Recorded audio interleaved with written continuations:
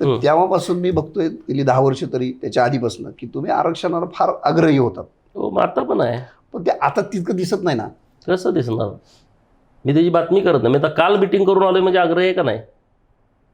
काल दुपारी मी 12:30 असं म्हणतोय की वाजता. तुम्ही जर तसे प्रयत्न करत असाल तर तुमच्या समाजाच्या लोकांपर्यंत जात नाही की पडळकर आपल्यासाठी अजून लढतायत. काय नाही, ज्या लोकांना, सामान्य लोकांना माहीत आहे माझी भावना काय आहे, त्यामुळे मला काय त्याचे खुलासे मला फोटो सेशनची गरज नाही. धनगर समाजाच्या प्रश्नाबद्दल गोपीचंद पळकरची भूमिका काय आहे हे मेंढ्या राखणाऱ्या मेंढपाळाला क्लिअर कट माहिती आहे. आदल्या मधल्यांना ज्यांना माझी भूमिका समजून घ्यायची त्यांना सांगायची मला आवश्यकता नाही ना. अच्छा. आता बरेच प्रयोग झाले पण ते सक्सेस होत नाही.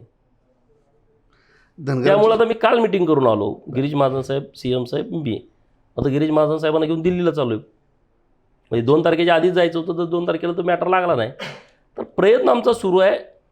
काय करायचं ते बघू.